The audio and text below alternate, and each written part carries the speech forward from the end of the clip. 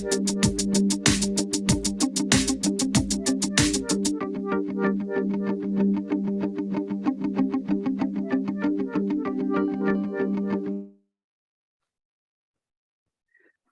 afternoon and welcome to the Healthy Flint Research Coordinating Center webinar, COVID-19 webinar. We are so glad that you have joined us today.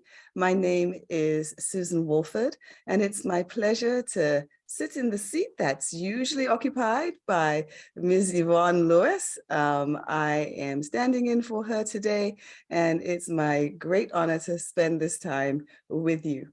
As mentioned, this is our coronavirus, our webinar on coronavirus, and we have a lot of partners who help make this happen.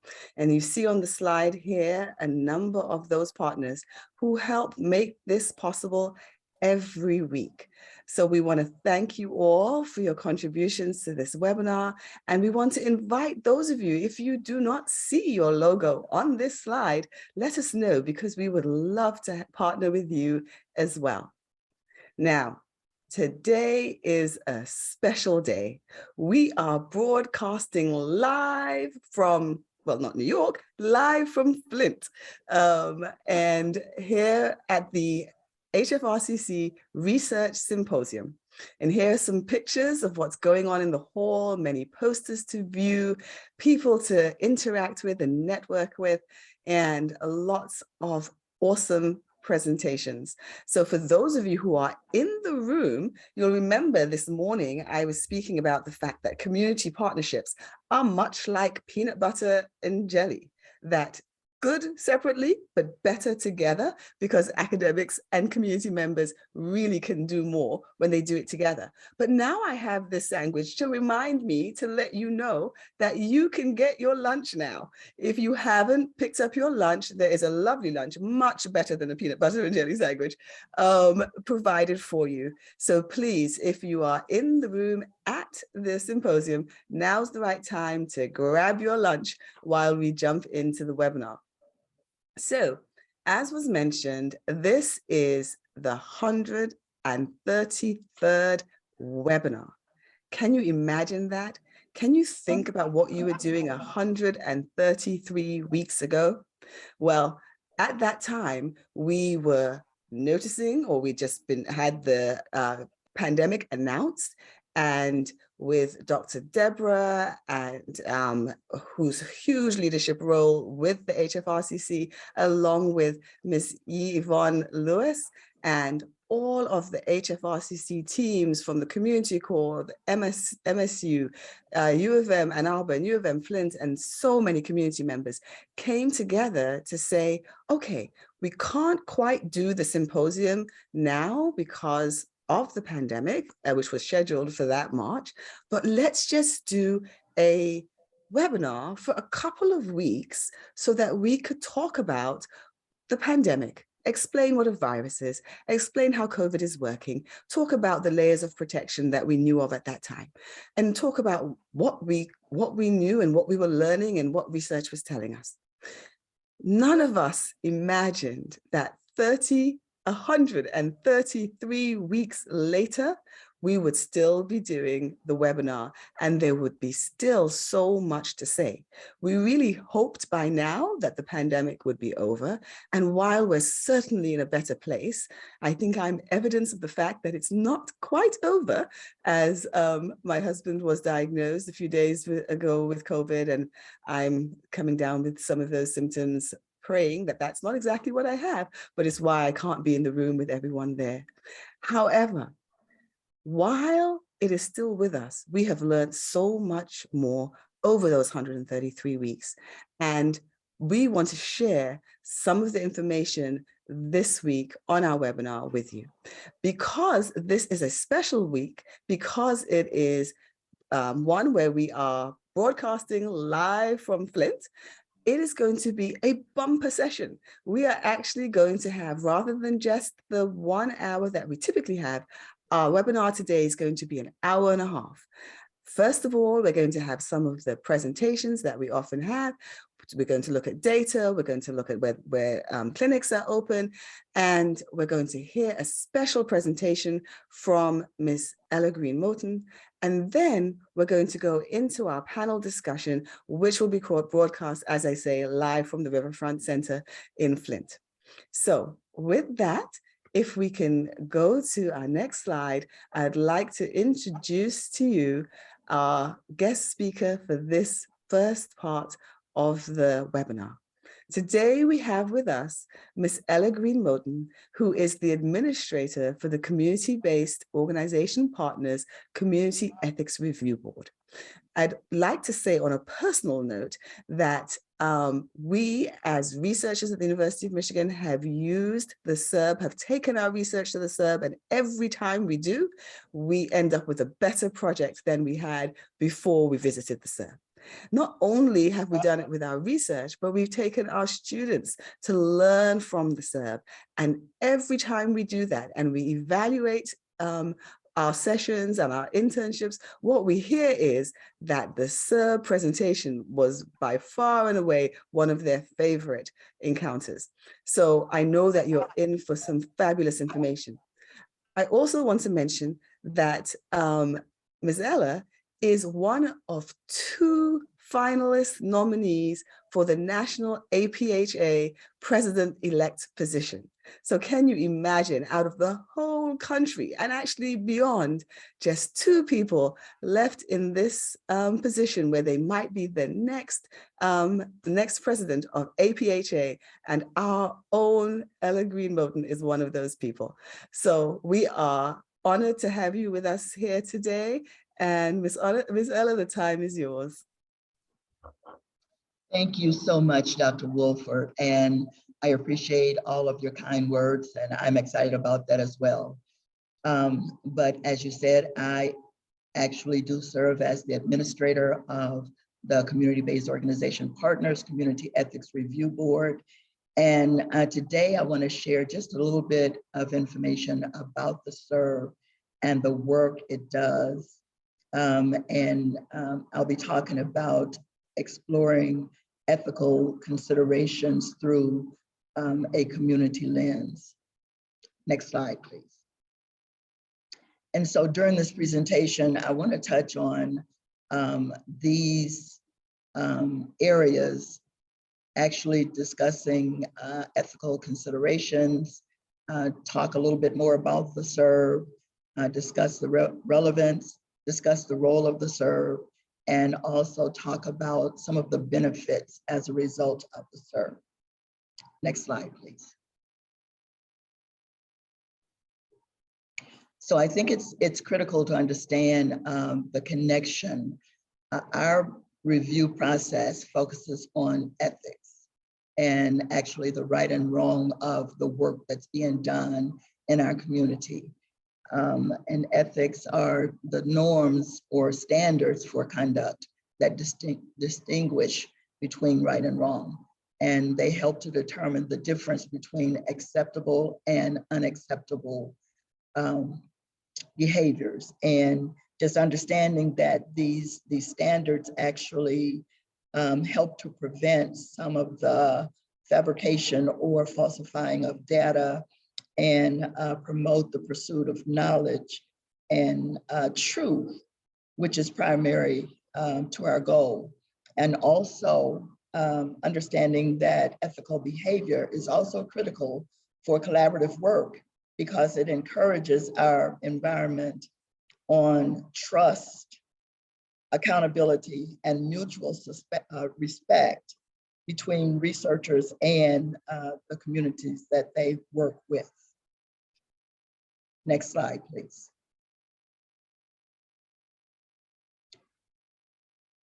So also thinking in terms of ethical considerations and what's included, because ethical considerations are so important in research, many professional associations and agencies have adopted codes and policies that actually outline ethical behavior and guide research and researchers. These codes address issues such as honesty, objectivity, respect for intellectual property, social responsibility, confidentiality, non-discrimination, and many others. These policies also provide guidelines for researchers, but researchers will still be faced with additional issues that are not specifically addressed in these guidelines. And this will require decision-making on the part of those researchers in order to avoid misconduct. Next slide, please.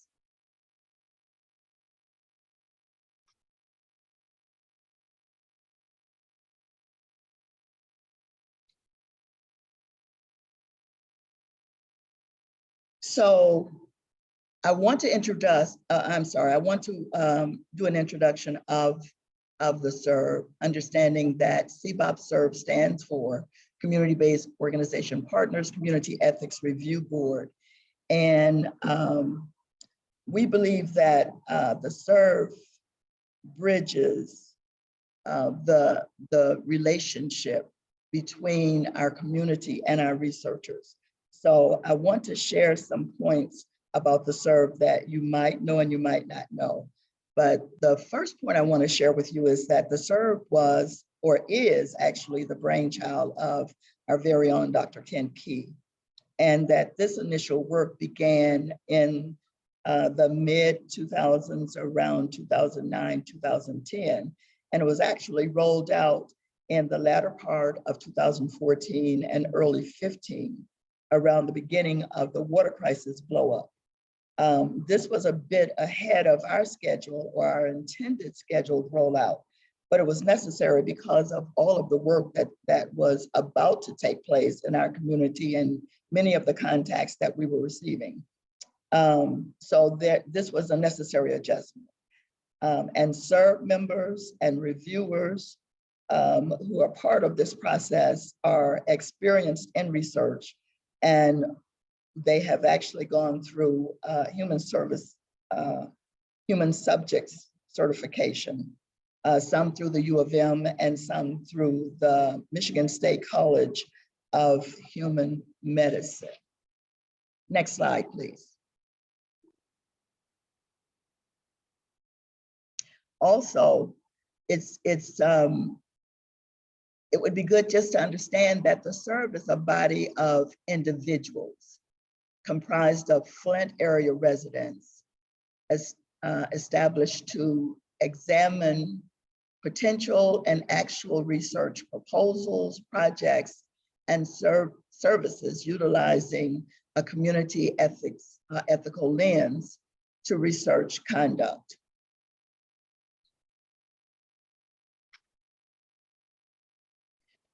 It's also a community-based, community-driven structure established to review research, projects, programs, services, and services to ensure that, next slide,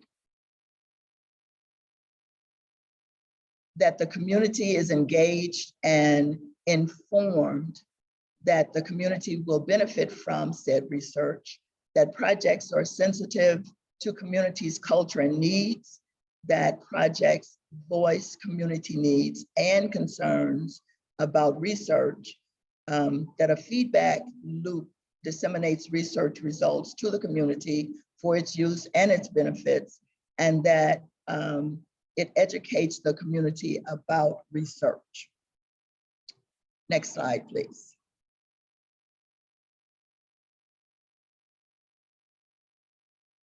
The SERB's mission is to facilitate and implement an ethical review process that promotes an understanding of ethical conduct in research and demands accountability in Flint and Genesee County, and I will say and beyond, because we've begun to provide this service for folk outside of Genesee County. Next slide, please.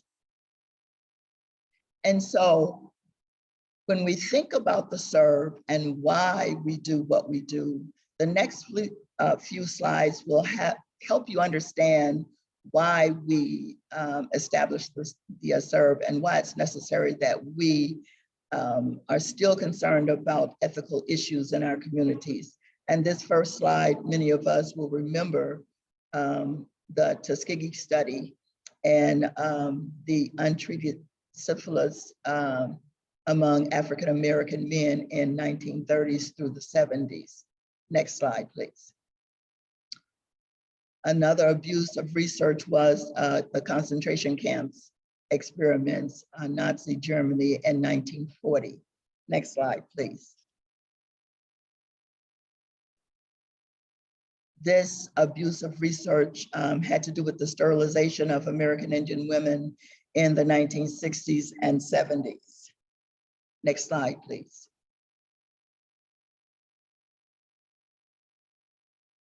And I added this, and even though I am not able to provide any data on the misuse of research as it relates to the Flint water crisis, but I wanted to add this because of where we were at the time of the rollout of the SERV and how the water crisis attracted so many researchers to Flint, and how as the SERV, we were in a position to help navigate through the maze of the many requests for research being done in the community.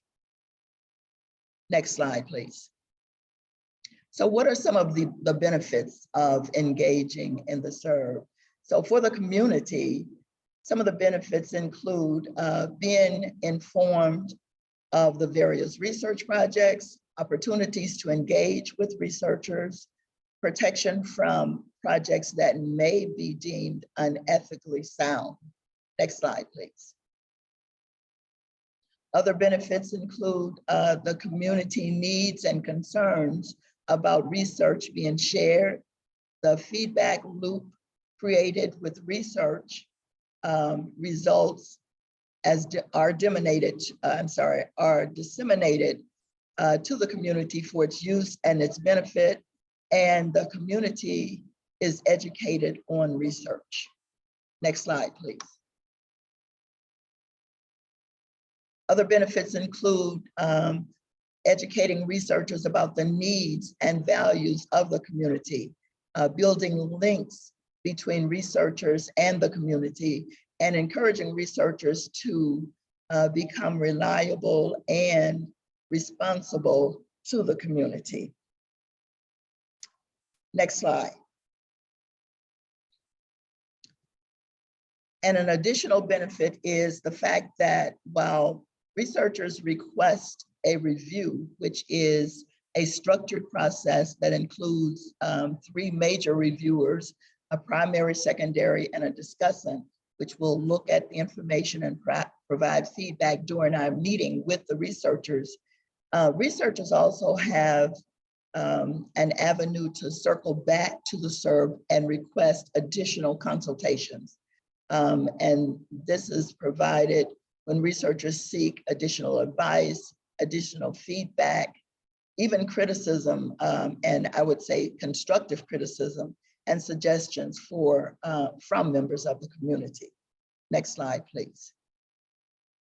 So what I would like to ask of you, if you have not connected with the SERV, if you have not considered bringing your research, and this could be just a research idea, it could be a program, it could be a service, but if it's being considered for the community, we invite you to contact us, to contact the SERV, and come and meet with us and talk with us. And as Dr. Susan Wolford shared, we believe that the information that we share with our academic partners and the folk who have taken advantage of the SERV, we believe it's been a very positive relationship. Next slide, please. So if you're interested, I request that you follow these 3 simple steps. Visit CBOP website at flintcbop.com, complete the intake form, submit along with any requested documentation, and we will follow up to schedule a review session. Next slide, please. This is my contact information. If feel free to send me an email. Text is probably better. This 202 number is my cell phone. But as I close, I just want to acknowledge all of the folk who have done so much to make this, this process a success. I want to acknowledge the community-based organization partners, board of directors. I want to acknowledge the SERB members who actually serve as the reviewers. I want to acknowledge our academic consultants, and I want to acknowledge the CBOP general membership, and finally, all of the researchers who have utilized the SERB to allow us to provide our services and to help this process along and to help it to be as successful as it has been. Thank you, and feel free to contact me with any questions. Thank you. Thank you so much, Miss Ella. I have a couple, that was phenomenal, absolutely phenomenal. Thank you so much for sharing that information about the SERB. I just wanted to ask you a couple of questions. Sure. What kinds of challenges, if any, have you encountered with being in this novel space, right, of providing, I mean, because when the SERB was created, there were very few entities like this. And right. So it's often difficult being something new and novel, and then keeping something like this sustained. So right. What sort of challenges have you faced? So there have been several challenges actually, but I will say that we have a group of strong supporters, both community and our academic practice and governmental partners. A challenge that never seems to go away is funding. We always have a funding issue. We are in the process of looking at a service for fee process where our kind academic partners will be able to contribute to the SERB to help support that process. One other challenge we've had is that many of the members of our SERB review board are also partners on some of the research that's being done in the community, so they have to abstain from reviewing that. And while I'm there, I will say we are actively looking for members to join the SERB team.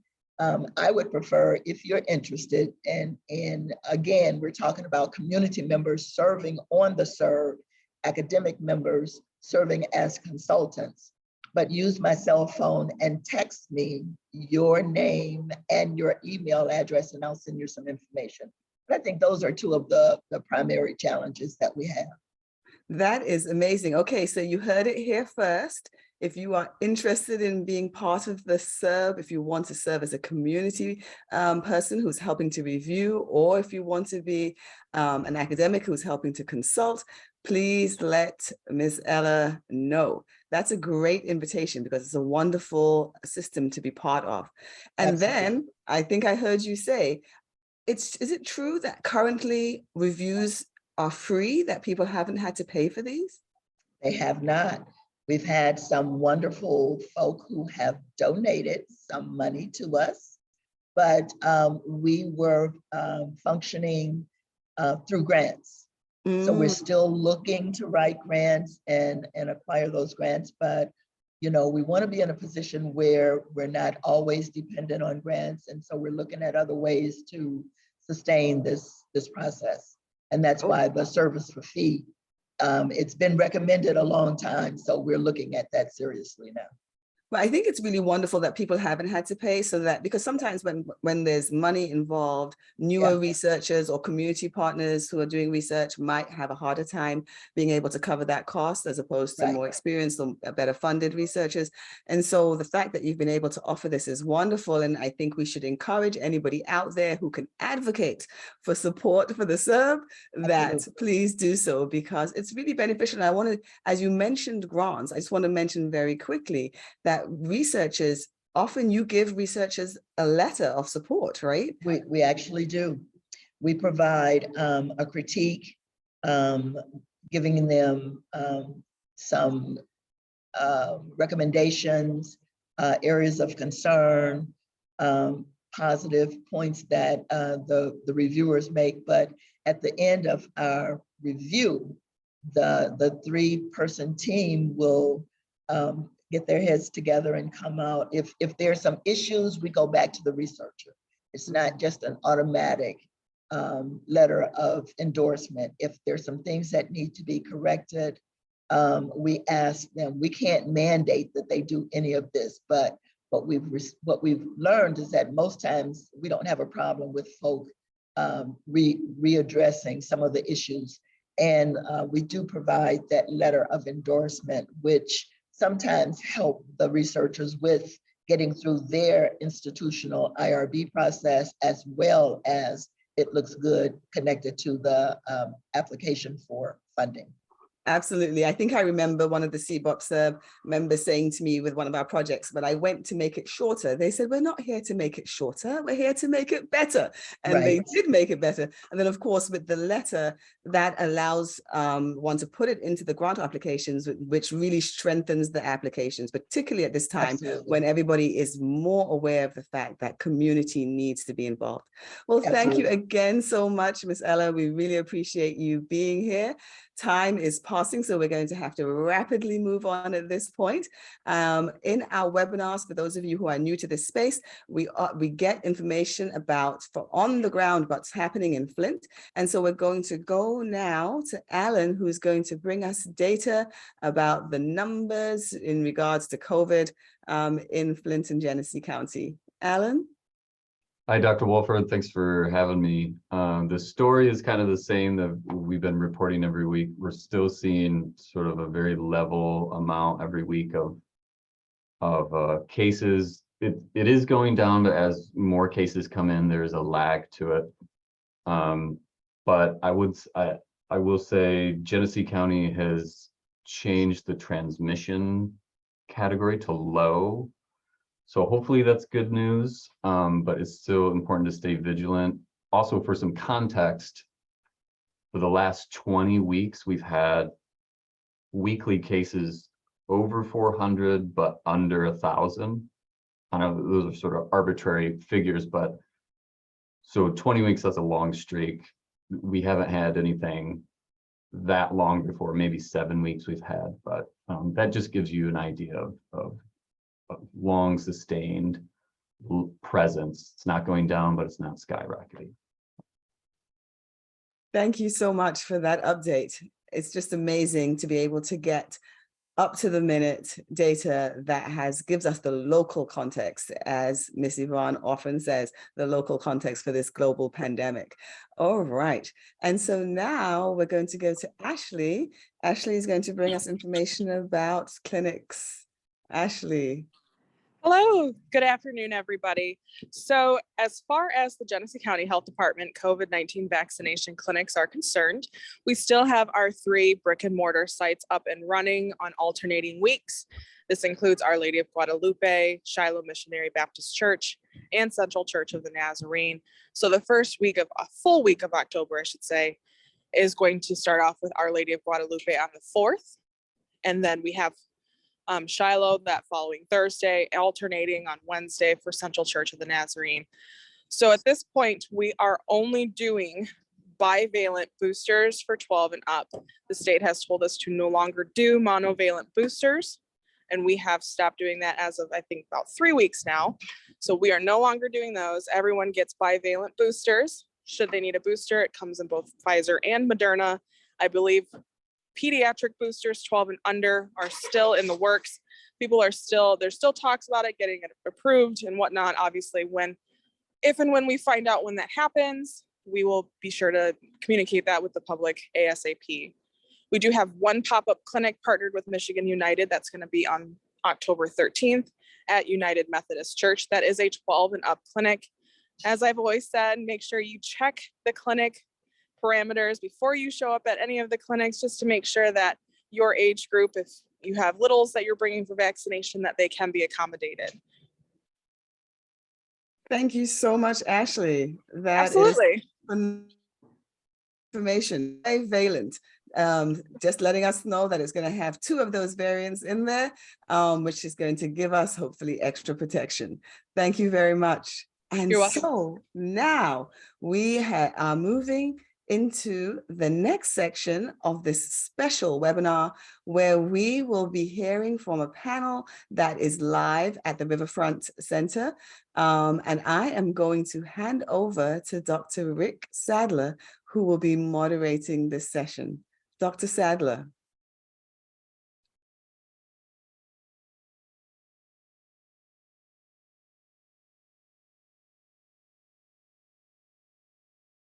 I see people moving into space and place.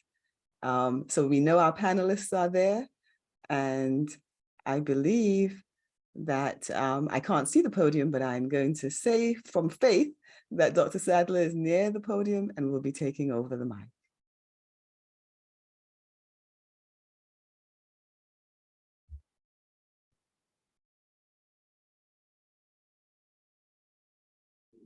We are working on audio right now, so the panel is just being working introduced. here genuinely with community partners, and that the universities talk to each other, and that we all have connections with our community partners. And I think that is a big asset for our community.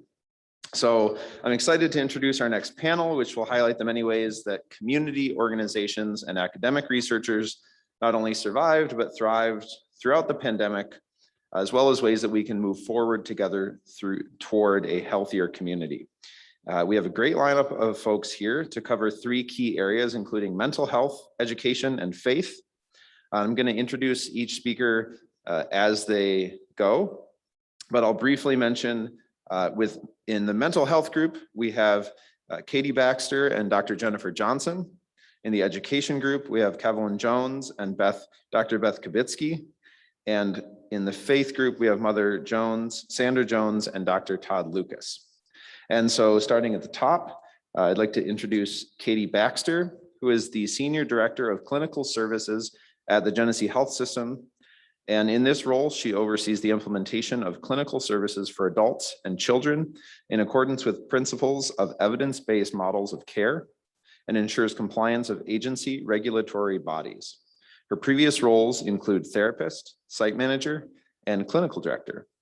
And I'll turn it over to Katie for a few words.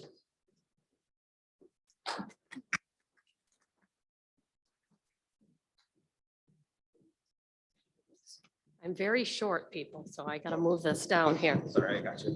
Oh, thank you. Thank you. Even with heels on, I need to move it down. It's just the way it is.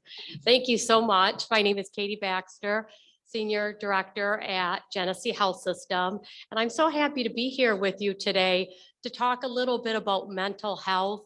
Lots of challenges with mental health right now, but I really want to focus on also a lot of resources. I want to make sure the community knows that there are many resources available. For some of you who may or may not know, Genesee Health System is the community mental health agency for all of Genesee County. And primarily we serve individuals with serious mental illness and children with serious emotional disturbance, as well as adults and children with intellectual and developmental disabilities. So we've been in the community for many, many decades. And just a little piece of history, how community mental health got started was by President John F. Kennedy in 1963, enacted the Community Mental Health Act. And some of you may know that President Kennedy had a sister with a disability, and he was aware of the plight of people with mental illness. And at that time, years ago, when if someone had a developmental disability or mental illness, they would go into institutions and often stay all of their lives. Conditions were not good, and he knew that was not right. So he enacted that, the beginning of community mental health agencies. So that's what we do. We serve a lot of individuals, and we are mostly Medicaid funded, and we provide a lot of specialty services for individuals. But I want to note that we know right now that there have been lots of mental health challenges. Some of you may have seen the article on the recent research from the Journal of American Medical Association about the impact of mental health in Flint. And the research showed us that even several years after the Flint water crisis had started, that individuals, Flint residents, were still impacted significantly with mental health concerns. In fact, 1 of 5 had aspects of post-traumatic stress disorder, and 1 in 5 suffering still from depression related to the Flint water crisis.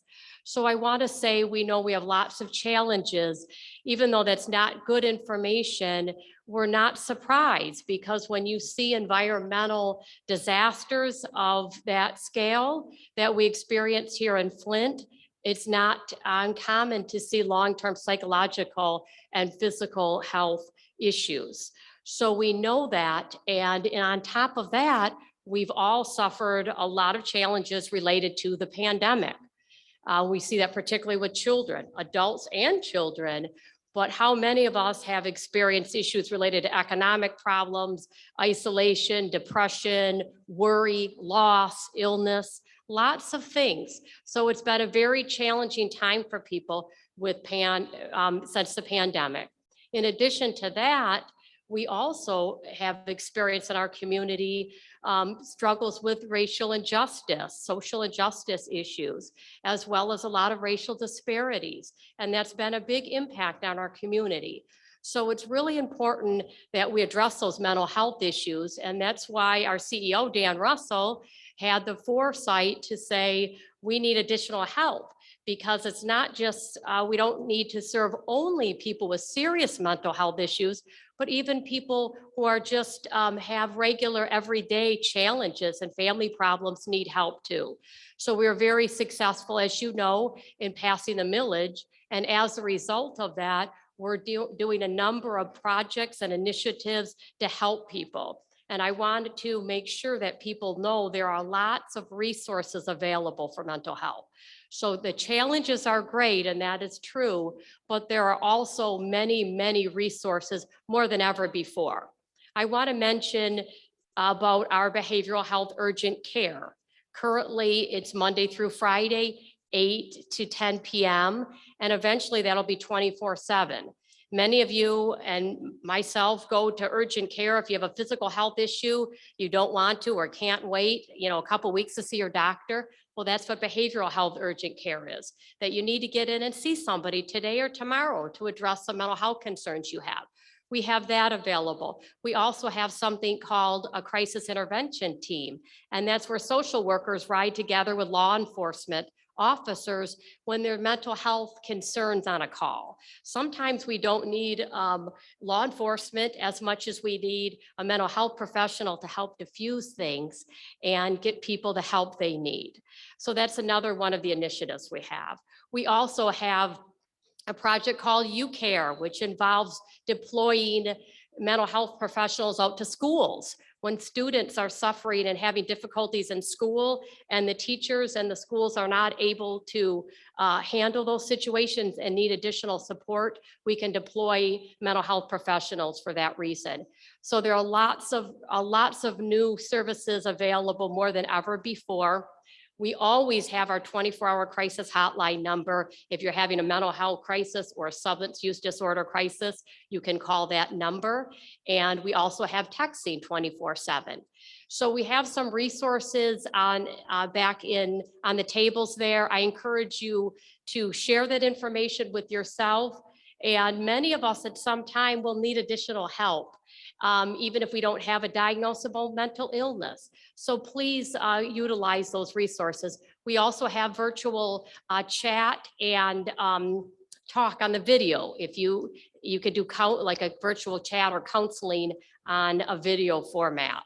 So we have lots of resources available. I want to encourage everybody to take care of not only our physical health, but our mental health. It's so important that I always talk about anti-stigma, because We often will talk about if we have a physical health issue and we're not afraid to go to the doctor or discuss that. But if it's a mental health issue, sometimes we don't want to talk about that.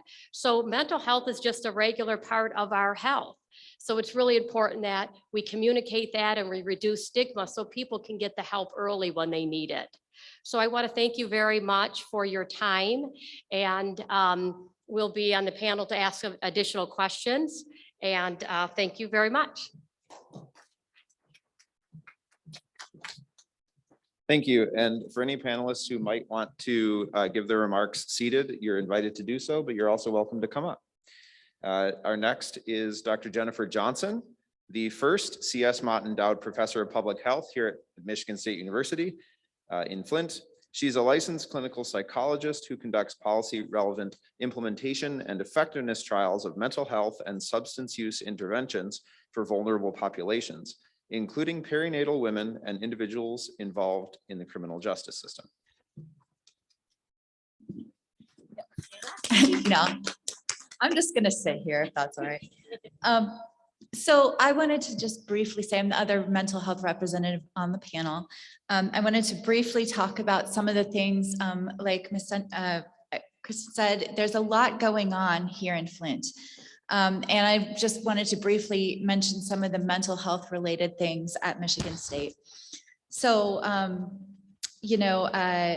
Dr. Sadler is the evaluator for CASPERS, which is evaluating all kinds of mental health in general across the city, including mental health. I believe that is currently going on right now, but the most recent results that we have were from 2016 to 2019. And he found that, even around the city, there's some variation in things like behavioral health or mental health. It was better downtown, worse on the edges of the city. Drug use, higher on the west side of the city. Stress, best downtown, worst around Civic Park on the east side and on the far northeast. So that's going on. We had another survey by Dr. Maika Smart and some medical students. This was a smaller survey, not representative, but they found in Flint during the pandemic, 69% of the respondents said they had 1 or more days in the past 30 in which their mental wellness prevented them from doing daily activities. And 86% said they experienced stigma regarding not being mentally well during daily life. And their take home was we really, really need to address mental health stigma in general, but here in the city especially. And I've heard that through some of my other projects too. We have Dr. Esch and Dr. Lauren O'Connell received a recast grant to make the Hurley pediatric care trauma informed. And this is helps improve patient-physician relationships and create sort of safe medical experience for kids and families so that the medical experience itself doesn't add trauma. We have Dr. Maji Dubina, who is actually just starting running a peer recovery program for individuals with serious mental illness leaving Genesee County Jail. And that's really cool because the peers are either people who've had serious mental illness or who've been to jail or both, right? And that's tough to come out and to try to make a life, especially when you're dealing with mental health problems. So that's a really neat program. And, her thing is peer mentorship. So she's also starting, it's kind of a peer non-professional program for women experiencing partner violence while pregnant. Unfortunately, that's a time when partner violence can go up and it's especially dangerous to the mom and the baby. And so she's is starting soon a program to help with that. We have Dr. Stephen Andersma. His thing is that his sort of thing he lives by is that not everyone is going to walk through our doors for medical care or even especially mental health or substance use care. And so he tries to reach everyone electronically. So he has a texting intervention to help address drinking during pregnancy. It's the most addicted moms are the ones that really have trouble cutting down when they're pregnant. They have a motivation to cut down, but they can't if they're super addicted.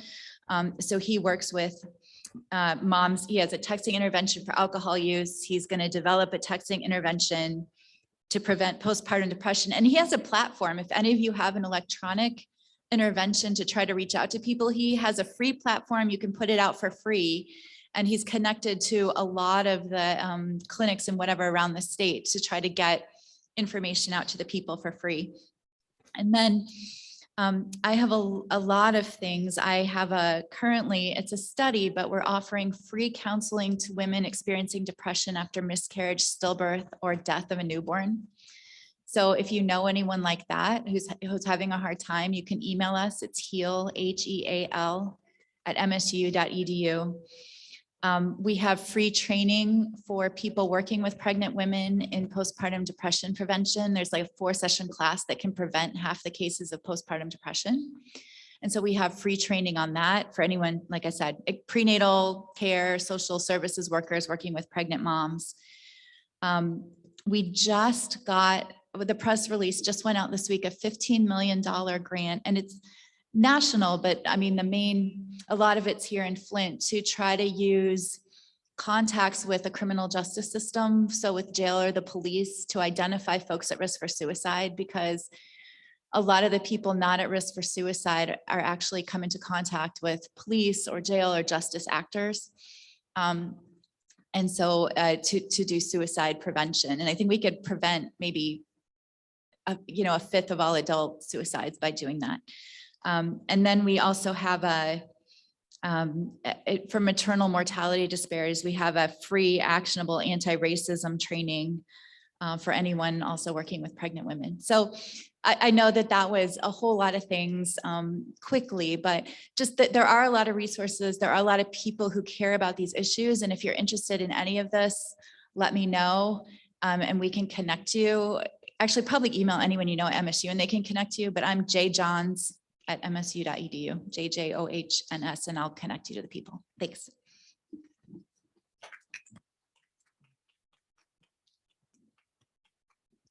All right, moving into education, we have Kevlin Jones. Kevlin was born and raised in Flint and is superintendent for Flint Community Schools. His focus is on building relational capacity with colleagues, parents, and scholars. Relational capacity, which includes strong but shared leadership, which leads to academic excellence and a positive school climate. With the help of parents and community, the vision for Flint schools includes renovated and state-of-the-art new buildings. Go ahead. Hello, everyone. I have a preacher voice, excuse me. We good? All right. All right, sound man got me together. I'm used to noise. So if you will, just when I say go Flint Jaguars, I just want you to say, go Flint Community Schools. All right, go Flint Jaguars. That was it. That was it. That's all I get. Okay, I'll take it. I'll take it. One of the things that, as I've been thinking about what to say to you all today, the one thing that I have learned in my time in education is that people don't care what you know until they know that you care. You can have 50 degrees. You can be a great orator. Scholars don't care about all of that. They need to know that you love and care for them and want to see a great future for them. Is that right? And so lately, and when I say lately, I'm talking about since the pandemic, we have seen a great change. But even if I go back to the beginning of the water crisis up until now, many people have stated, well, the lead, we had lead in our water when we were young. Yes, we did. We did have lead in our water when we were young, but we have never seen anything like we have seen with this water crisis. And to minimize what has happened through this water crisis and this pandemic is a great travesty. I say that because every day I have the opportunity, and the teachers and the staff that I work with and serve have the opportunity to see the changes that have taken place in education since this water crisis and since this pandemic. And the scholars that are coming into the classrooms, they have many issues on many different levels. That's why we need all of you. That's why we need all of you. Many of you that do not work in education, you don't see when a scholar comes in and they don't have food. They don't have the clothes. They wear the same clothes from day to day. Oh, that deals with your mental health. We work with many different community leaders and community partners that I'm going to mention here quickly. We serve 2,800 scholars in our community. We also serve their parents. Many parents fear bringing their children back to school because of what has happened with COVID, because of the water. Some of the things that we've done in our district to fix some of those issues and try to work with those concerns, as we have decided to put nurses in every single school. We have 11 schools. We have 12 buildings with our administration buildings, so that makes 12 nurses, and also medical assistants in those schools as well. We have done our, thank you for that little clap, I appreciate that. We've done a lot of work to mitigate this spread. We've also done a lot of work as it pertains to the water crisis in watching and the behavior of our scholars. Listen, at any given point, a scholar will raise up in the classroom and begin crying, raise up, stand on a desk and begin shouting. And many times we think teachers are teaching like they did in 20 years ago, 30 years ago. We're dealing with a lot of social, emotional issues, and we need more social workers than ever before. We serve in Flint Community Schools almost 40% special education students in our district. Now listen, that's almost 50% of our population in our school district is special education students. Now don't get me wrong, they're a student like everyone else, but there's issues there. And how many of the scholars in our community have not had an IEP or some type of test to know where they are? There's many of them. When I think about the community partners that's working with us, I have to give some shout outs here to Crim Fitness Foundation. Thought I saw you, Carrie, in the audience. You doing the church with one hand. Just wave your hand right there. There we are. I want to give some positive now. Yesterday, I was able to attend for our kindergarten through 6th grade, our first football spectacular. Now, I say that because every one of our schools, including other schools, were in attendance at Northwestern. It was over 500 people at this event and no issues at all. You probably didn't see that in the news. You probably didn't read about that. But when you have over 500 guests come in to cheer on scholars across the district and in the city, this means we still have folks that are involved in our children's education. Crim Fitness Foundation, Youth Quest that does extracurricular activities for Flint Community Schools. We see all of this. Now, what the district has decided to do is focus on the whole child instead of just academics. We have to make sure they eat. We have to make sure that they have clean clothes. We have to make sure that they're not on the street after school and they have activities so that by 7 o'clock at night, it's almost time for you to get ready to eat dinner and go home and go to bed. That's what we're offering, because what's happening, there's still gangs in our schools. There's still issues with parents and scholars. Truancy issues are still high. And all we want to see is a better future for our children. Our job is to educate, motivate, and inspire the next generation of professionals. And if we don't come together now as a village, our Hispanic community, they need our support. We need to be reaching out to all cultures, ensuring that we're supporting and doing what is best for our scholars, reaching out to churches, not being afraid to say, I need help. And those of you who are willing, listen, Flint Community Schools has an open ear. We had a forum last night where we had our community attend to learn more about what we're doing in education. And we have 3 more forums this year. But I just want to say we're doing work, and I'll stop because I'm a preacher and I'll talk too long and you'll have to pull my coattail. I'll say the work we're doing with Mott. We have Gateway to College, those scholars that have dropped out of school. We have that program going, and we graduated scholars last year and the year before. And also Graduation Alliance, scholars that can't come. They have small babies. That's a virtual program that we have where our scholars that have dropped out can have the opportunity to get their GED. And also working with the U of M, there's some great information you're going to hear about what's coming up. The last thing I will say to you is let's re-energize Flint in a huge way by working together.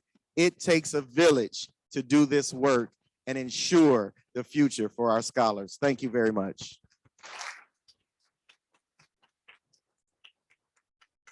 Thank you. Our next panelist is Dr. Beth Kubitsky.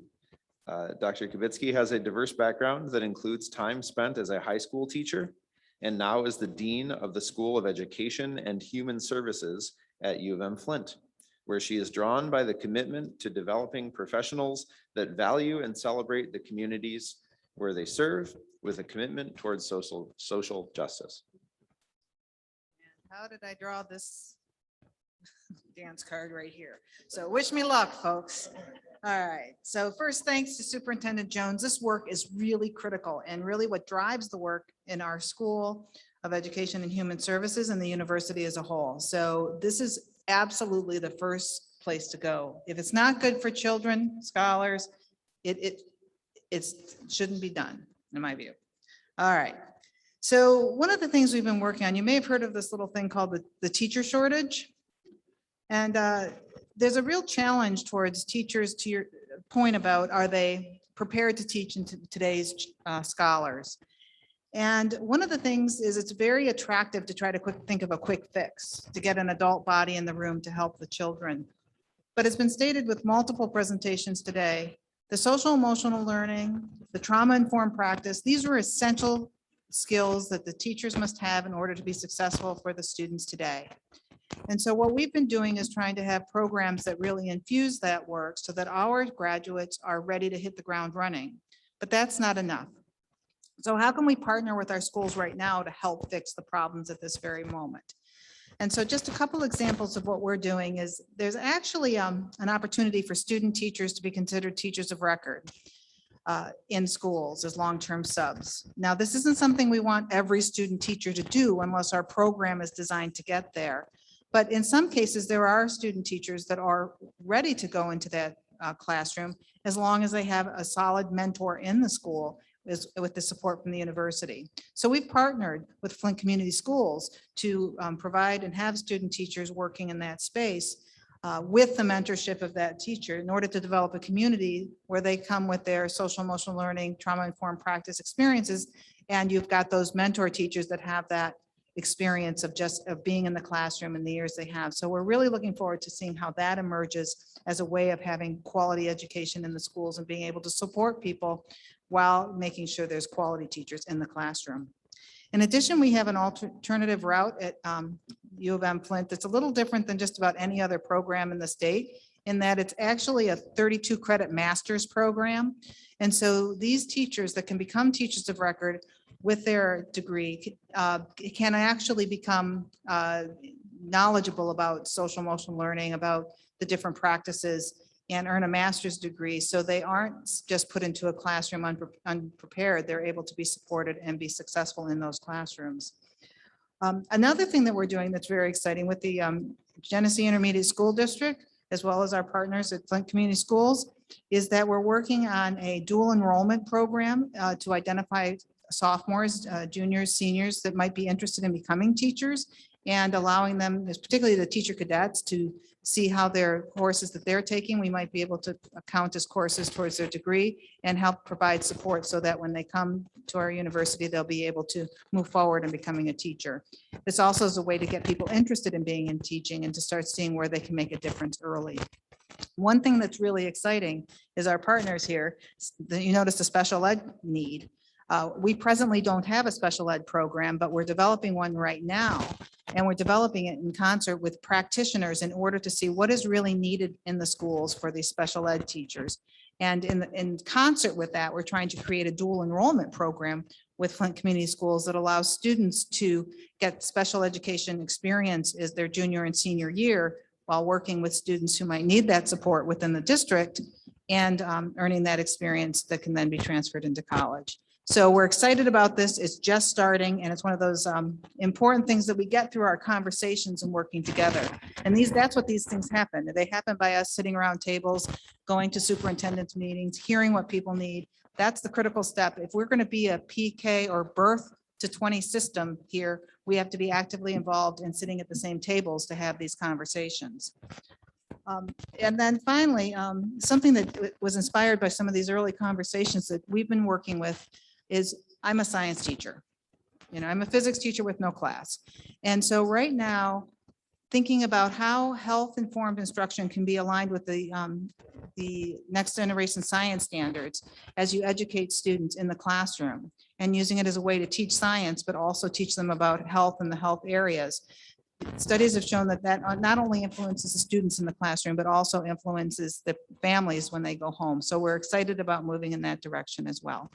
And so with that, I'll pass it along to the next group in order to hear the wonderful pearls of wisdom. Thank you. Thank you. Our first faith speaker is Mother Sandra Jones. Mother Jones is the Executive Director of the R.L. Jones Community Outreach Center, Inc. The center is dedicated to the promotion and maintenance of optimal health and wellness for residents affected by the economy, water, and COVID-19 crisis and beyond. She's also the Senior Marketing Consultant of the Church of God in Christ Publishing House and wife of Bishop Roger L. Jones, pastor and founder of Greater Holy Temple, Kojic. Thank you.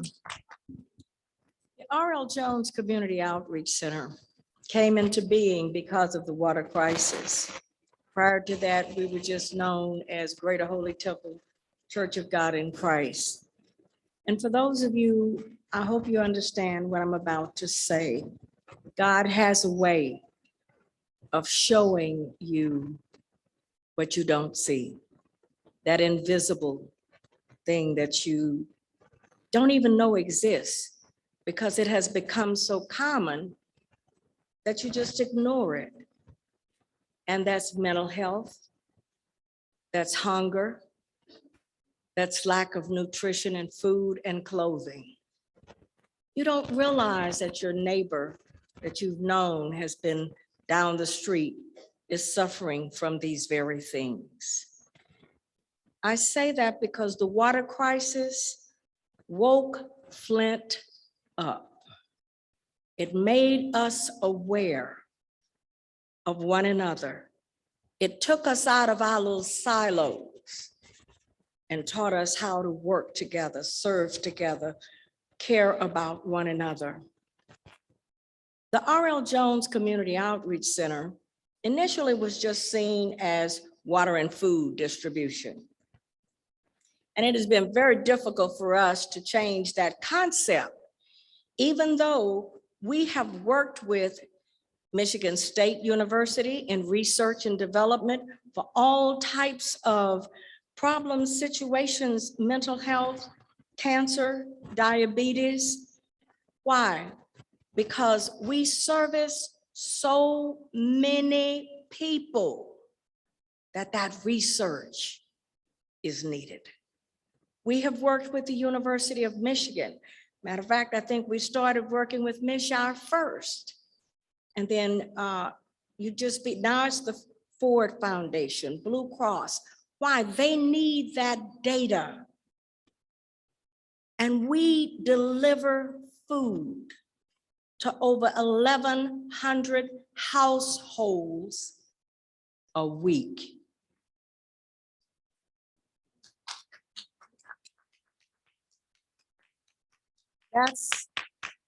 And I say that because we would not have known, had it not been for the water crisis, that this problem even existed.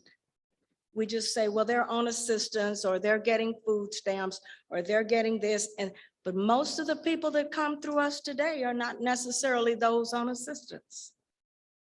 The water crisis opened it up because if you had been exposed to the lead poisoning, after 28 days, it was not possible for them to really know. So what they did, and I'm gonna call her name every single time I speak, Cheryl Thompson was probably one of the best persons in this city. She worked for MDHHS, and she is the reason that we were able to get mitigating foods to offset the lead poisoning in the bodies. With that, when people would come to pick up water, they would get the food. And so we had so many people during that particular period that we formed what was called the Help Centers.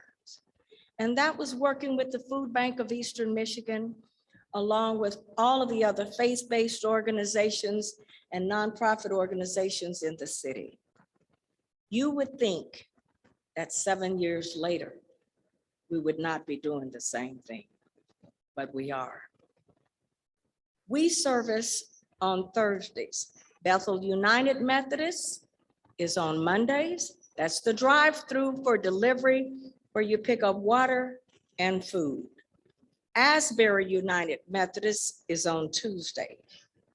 Greater Holy Temple is on Thursdays. Now this is separate from the deliveries that we do every day. Our site, we have cars lined up, and we actually had to take data on it. It's 1.5 miles long. Some people start lining up at 5 a.m. in the mornings. Doesn't matter what the weather conditions are, they're out there. It was so many people, we said, let's have 2 lines. Those that just wanted water would go through one line. Those who wanted water and food would go through another line. You would think that the water line would have been the longest, but it isn't. It's the water and food line. And during a certain period, we could only give water to the Flint residents. So we had people coming from all across the county to get food. I agree with you, Superintendent Jones. I am working very diligently with Pastor Monica Villarreal, Michigan United, and other organizations to change the thought, because the R.L. Jones Outreach Center is help and wellness. If I'm hungry, I'm not gonna feel like working. If I'm hungry, I'm not gonna be a good student in school. If I don't have proper clothes to wear, I'm shamed as a child. And you'd be surprised in this city how many people are in homes that don't have clothing, beds to sleep in, food just for a snack.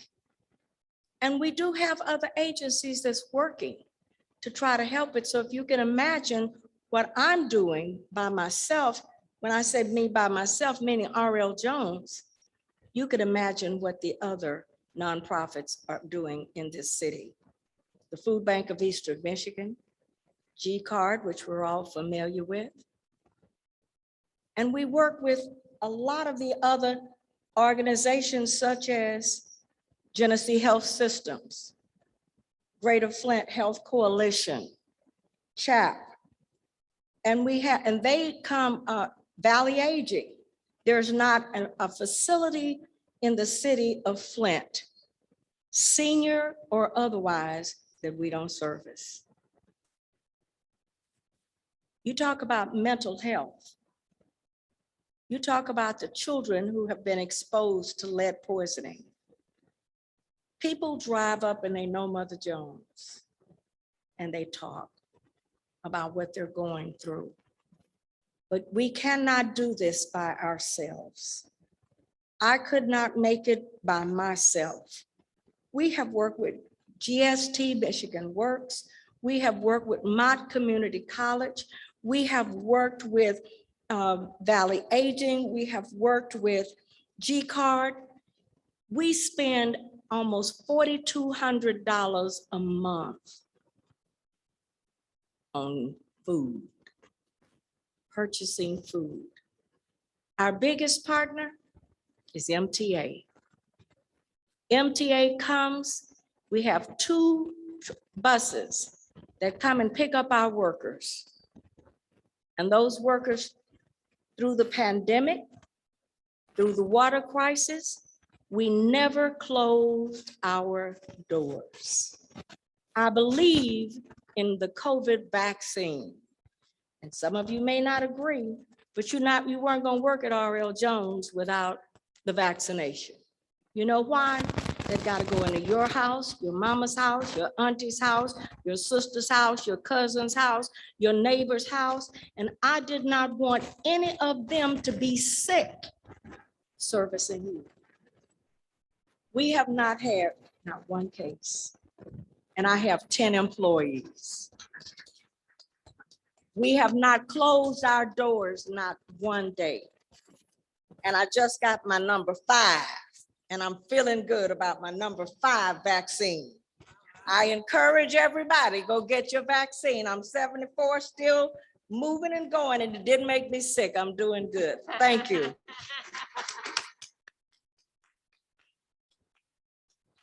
Thank you, Mother Jones. Our last panelist is Dr. Todd Lucas. Todd is a social and health psychologist whose research considers psychosocial causes of racial health disparities. He's particularly focused on stress and preventive health behavior pathways, such as cancer screening. He's currently conducting research on promoting understanding and equitable uptake of SARS-CoV-2 antibody testing. Hey, everybody. Thanks for being here. So in thinking about what to talk about today, I thought a nice way to talk about faith-based organizations here in Flint and the opportunities that they can provide to service the Flint community. A nice way to do that would be to maybe talk a little bit about how I met this amazing woman sitting to my left here and really just share that story with you. So I'm relatively new to Flint. My journey in Flint started in 2019. I had been in Detroit prior to that doing health disparities work. So I arrived here in 2019, and those of you who know the MSU Division of Public Health know that we have a mandate in our division to do work that's community partnered. So when I got here, the first order of business for me was to figure out, well, how am I going to do that community partnered work? And it was obvious that I had to get to know the Flint community a little bit. Well, fortunately for me, I had a great colleague just down the hall, Dr. Kent Key, who must have known that I was thinking about these things, because the first thing that he did is he grabbed me and said, hey, I want to introduce you to Bishop and Mother Jones. I want to take you out to Greater Holy Temple Church and have you meet these folks. So I did that. And to their credit, Bishop and Mother Jones, I think were smart enough not only to sit and talk with me a little bit, and I learned some very wonderful things, one of which is that Bishop Jones is a colorectal cancer survivor. Part of my research is colorectal cancer screening and what we can do to prevent that. So holy smokes, instant connection right there. But another thing that they did that they were smart enough to do is to invite me out on a Thursday to see the water distribution, to see the food distribution. So I took them up on their offer. And I went out there, and just as Mother Jones described, it was a scene early in the morning, cars lined up farther than you can see, and food and water, people coming through the gates, 3-4 hours. I don't exaggerate when I say that this was a profound impact on me. Now, those of you who know academics, we tend to live kind of boring lives. We sit in offices, we look at data sets, we write papers. But this was an opportunity to get out of my office, to get out of my silo and to actually see what's going on. And, you know, being down the road in Detroit, we knew of the water crisis, but we didn't really know about the water crisis. And it's one thing to know of something, it's another thing to actually see it. And to be there that day was profound. And it made me realize a couple of things. And number one, it made me realize as a researcher, I got to do stuff that matters. This is a community that's depending on folks like me to move the needle, to do work that actually matters. It's not necessarily only for the journals, but that's going to be in service to these people. The other thing I realized is that people like Mother Jones are so essential to communities like Flint. And if I'm going to do work that matters, that moves the needle, I need to partner with her and I need to partner with people that do this work. So right then and there, I think that began our collaboration, our partnership, and our efforts to try to do things in service to the Flint community.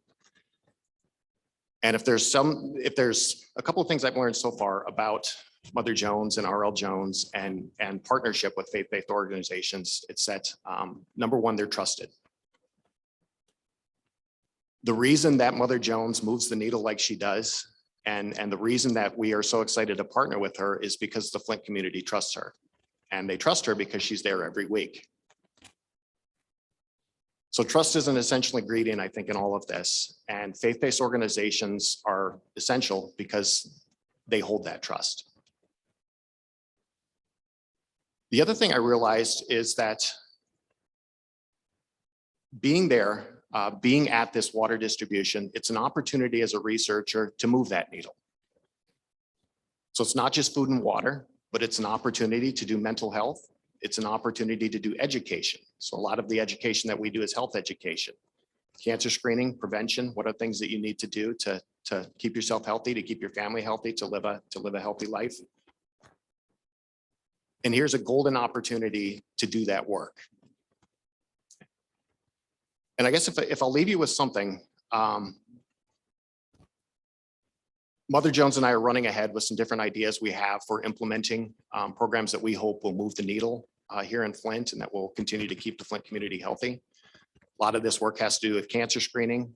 Mother Jones has been so essential in providing other health education to the Flint community. But I think what we're really gearing towards is being able to do work that really matters and doing it in a way that we're able to implement it and to provide an actual benefit to the Flint community. And if I can leave you with one thing today, it's really the idea that, you know, as researchers, we often reach out to community partners, we reach out to faith-based organizations like Mother Jones, and we're so lucky if they reach back. And when they do, I think that's when really good things happen. That's when unique things happen. But if I can challenge the researchers in this room, I think we need to also do it the other way. So when these community-based organizations, when these faith-based organizations reach out to us, we need to reach back as well, okay? And I think part of that is that we need to broaden how we think about ourselves, okay? We're not just there to write papers and look at data, but we're there to help and we're there to do whatever needs to be done in order to help these faith-based organizations continue to do the work that they do. And I, as a researcher, I'm lucky. I've cultivated a team of amazing folks who come out there every time I'm out there with me. They're out there bagging food and doing water. They're sitting at that table right back there. But we've pushed ourselves. We've pushed our boundaries, and we've realized that it's not just them reaching back to us. It's us reaching back to them. So I'll stop there. Thank you. So we have gotten a lot of really good information, and in the interest of time, and because we're going to have an hour with these folks in our breakout rooms, I want to pose a challenge to you all real quick here and see if you can give me some rapid fire responses. And I just want to throw this one out real quick first. What you see bridging across your experiences, like common experiences that you've had that have led to success or or heartbreak or whatever, but in listening to each other, something that you might have picked up on. And with the theme of rapid fire, since we have just a few minutes here. The importance to be trustworthy. Partnership. We all have the same goal.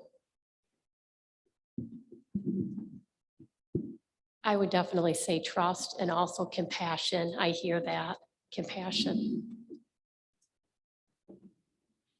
And I'll add to that, listening. And then we have to work together to address all this. It's too big for any one or group of us. Awesome. Well, now we have some time for questions. Were there questions? Let me look at my person who's texting me from the webinar. I don't see any questions from the webinar as yet. Are there questions from the crowd? And do we have a microphone in the back there? So just wave at the person in the back here. Anybody? Do any of you have questions for each other?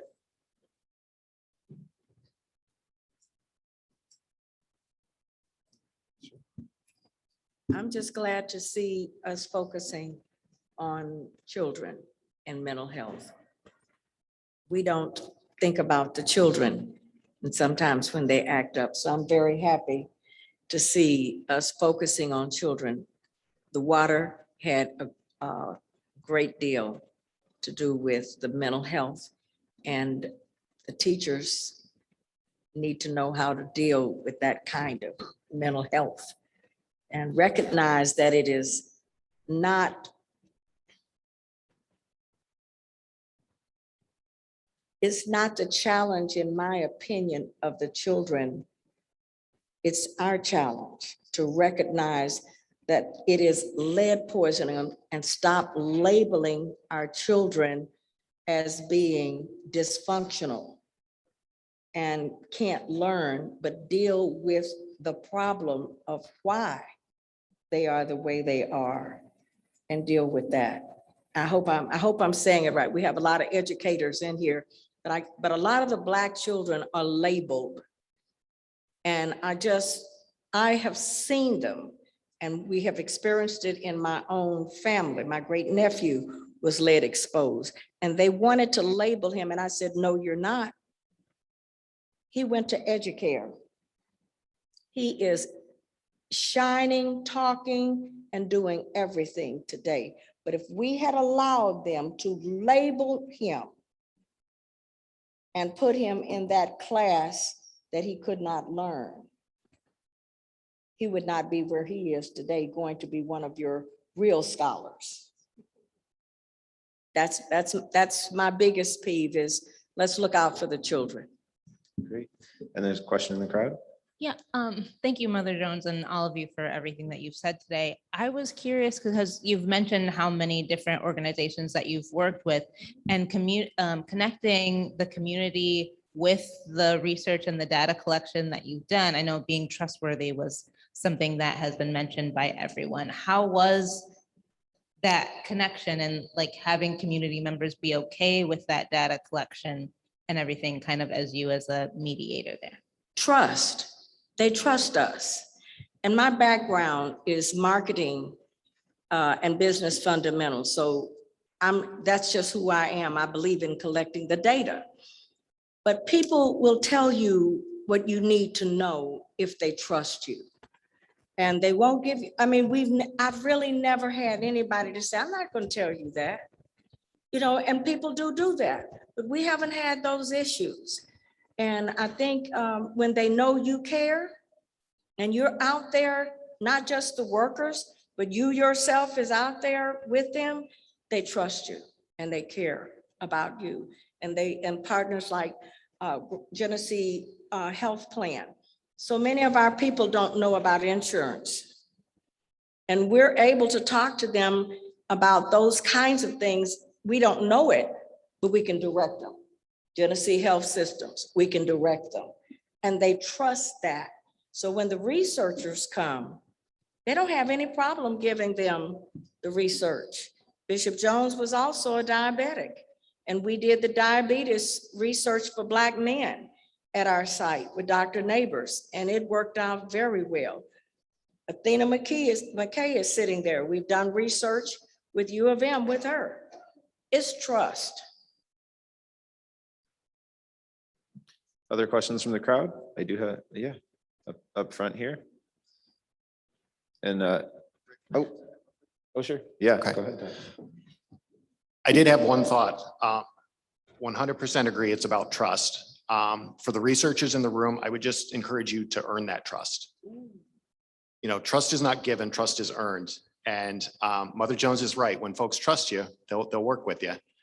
But if they know you're there on the take, that's harder to accomplish. So for my team, part of earning our trust was just being present and being there and giving out the water, bagging the food. And we did that for many, many weeks before we tried to collect a single ounce of data. So folks got to know us out there. And I think one of my favorite stories about working with Mother Jones and out at the distribution. So my team back there has come out every week that we're out there and delivered food and water. And they get to know us. They get to know their faces. They get to know that we're from Michigan State. And one of my favorite anecdotes is the lady who comes through the line and she knits face masks during COVID. And she got to know Anurag, one of my team members, and after several weeks knitted him an MSU face mask. So to me, that's an indication that they're getting to know us and that we're earning that trust. So if there's one thing I can stress to the researchers in the room is try to earn that trust. And we do need to transition very soon. So was there that last question here? Oh, cool. Go ahead. Thank you so much. My name is Jonathan McKay. Thank you so much to HFRCC, to Flint Innovative Solutions, MISHAR, and the city of Flint for putting this event together. I just wanted to ask for just a piece of advice. I know you guys have shared your perspectives already, but for startup community members being so young, I'm only 24 in the community. I'm super hip on a lot of the events going on and a lot of the projects, but what a piece of advice would you give once you have developed that trust, that level of understanding? Because a large part of the people who are advocating from the top, working on the people at the bottom, there's the disconnect of how long it takes to earn it in the bottom. And once you have that, you kind of get caught up in it a bit.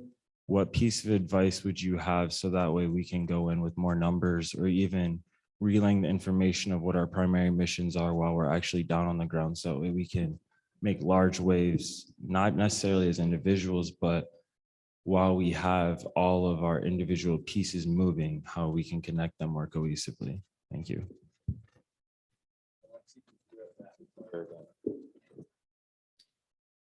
So I would say, start with the question, how can I help?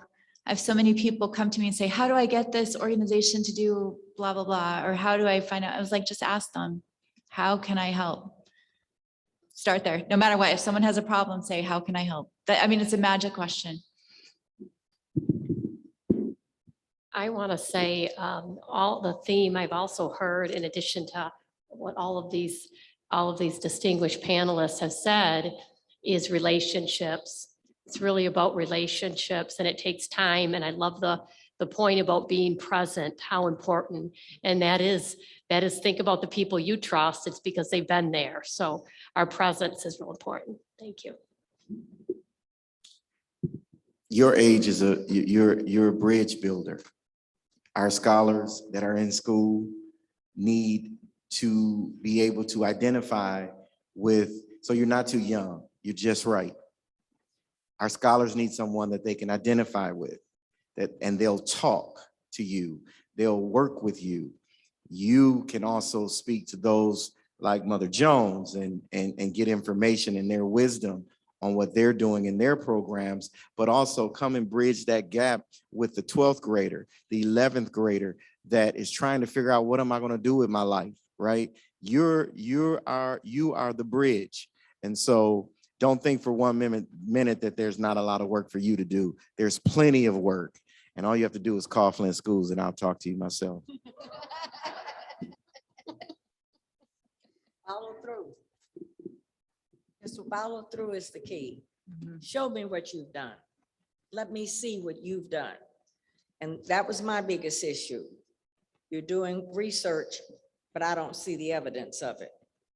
So follow through so that they can see the evidence. That's what I loved about my partnerships. I could see the evidence. Listen.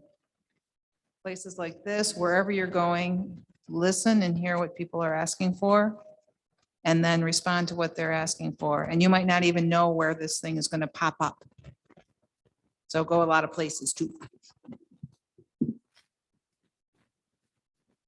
I can't say it any better. That's a great place to wrap up. Can we give these people a round of applause?